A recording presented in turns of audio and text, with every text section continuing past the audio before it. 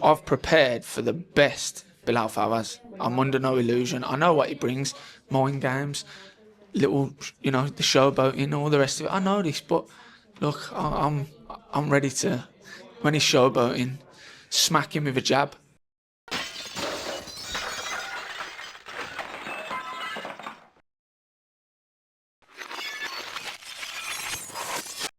What a way to start off the conversation.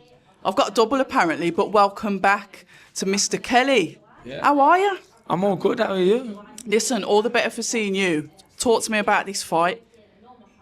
A good fight, and to be fair, a good opportunity for you with Matchroom. Huge opportunity. It really is. It's massive, and like I've said, it's do or die, and that's how I see it. I want to win. I want nothing more than to win Saturday night. I think the thing is with this card, we've got a lot of fights on it, and there is nobody coming up to make the numbers up.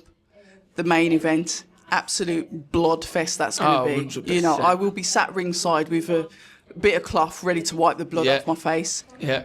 But what are we going to expect from you in the ring? Because we know what you're capable of doing as well, but we also know what your opponent can do. Yeah. And that's why you do these training camps, and you work your balls off day in, day out I've prepared for the best Bilal Fawaz. I'm under no illusion. I know what he brings. Mind games, little, the showboating, all the rest of it. I know this, but look, I'm ready to, when he's showboating, smack him with a jab. I was about to say, how do you prepare for somebody like that? Yeah, he does the showboating, but he's also very awkward. And sometimes, with these guys, and you think, yeah, the showboating, but when you're in front of them, sometimes they're a bit awkward to hit. How have you prepared for that in relation to potential sparring partners? The usual stuff. Yeah, so we've had loads of styles, different styles, because I feel like with someone like Bilal, you can't prepare for just an orthodox come forward. There's loads of aspects of his fighting style, but there's also a lot in my arsenal that I'm yet to show. It's still 28 fights in this. This is my 28th fight, so there's still more to see of Ryan Kelly.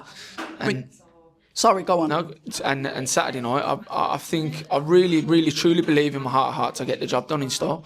How do you get to somebody like that, get in their head? Like you said, experience is one thing that will always stand out. And I guess with those 28 professional fights, you've seen so many different styles. Probably not as awkward as him, but you've got that experience of maybe understanding when he moves his foot into a certain place or a certain feint he might do. You probably would have seen that in opponents before. So how does that help? Yeah, 100%. Like, I've sparred so many fighters, so many different. In my early days, I remember fighting professional journeymen, and some of them, the styles they had, I'm thinking I should be knocking this guy out, but I couldn't. And they're all learning fights. That's why you need that. That's why you need those fights, building your profile and getting those names under your belt, because they come important later on in your career. And I know he's awkward, but I think I'll work around that. You have to beat that awkwardness. So can you be awkward in the ring as well? I can, yeah. I've got the kryptonite. That's the one. I'm gonna, I know he's awkward, and he's a good fighter, but I believe I'm better in every single way. You have to, because obviously you're coming in against potentially the Matchroom fighter. You're a fighter that's been on the road. Obviously, you've got your team that stands by you throughout everything outside with you. Talk to me about having them behind you, their support. I spoke to Sam Eggington, and he's been with his team for forever. Yeah. How important is that for you to keep the same people in your team? Massive. My team on Fight Night they're like their family. It's not, they're not friends. It's family. Like we're family. My manager Errol, he's the best man in boxing. He's just, he's a pleasure to work with. You've seen his little phone. He doesn't do the social media. He's a true professional in what he does, and he's got me this fight. Alongside Matchroom, Frank, Eddie, Tom. They've all worked together and got me this opportunity, and I plan on showing them appreciation on Saturday. How much does it mean to you, though? You get this opportunity. You're not here to make up the numbers. You are who you are as a fighter. What are you prepared to do to go in that ring, for you to get the ring, so then it's you that gets these opportunities, so then it's you that's the A side? Anything, I'm prepared to go through hell to get these bouts. I really am. And I know there will be times in the fight where I'll fucking hell. It's the end of the fight yet. You know, that's normal. That's what we train to do. Boxers aren't normal people. We're not normal people. We're preparing to go into battle. And I'll go to hell and back to get these bouts. I really will. A main show in our city, close to all of us, where we are from. As a Brummie, I'm next door. Yeah.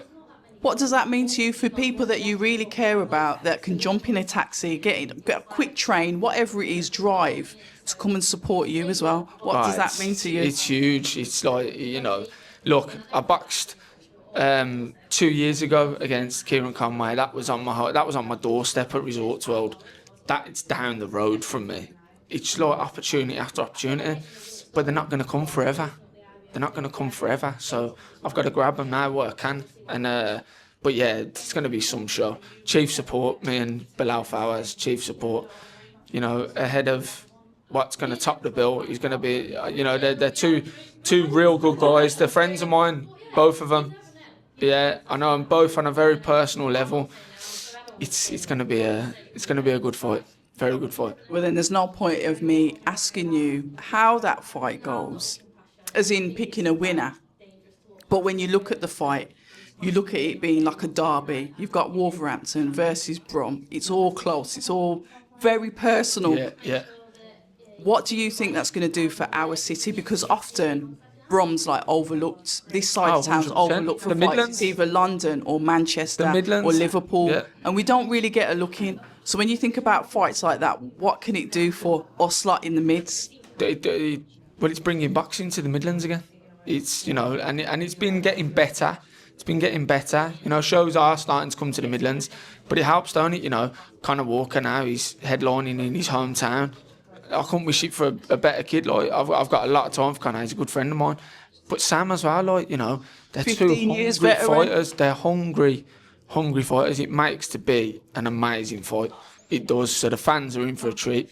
But I'll give them a treat before that. Oh, we love it. Listen, absolute pleasure to have you back on the channel, Ryan. Yeah. And sorry, it definitely wasn't me where you thought you saw me. No, it wasn't you at the airport. Thank God for that. Yeah, he's trying to get me into trouble. He's trying to get me divorced. No. Listen, I see a lot. I don't. Bet you do? Yeah, I do. Yeah, we'll keep it quiet about the hotel fight rooms after fight night. Anyway, saying that, Mr. Kelly, absolute pleasure. All the best on thank Saturday. I'm going to back my own. Yeah. So I'll be there cheering and supporting you on quietly, because I'm not allowed to do that. Do it loud enough. Nah, I can't. Do it loud enough. I've got to learn to put the duct tape over the mouth, but I do. I sincerely wish you all the best. Thank you. Appreciate it.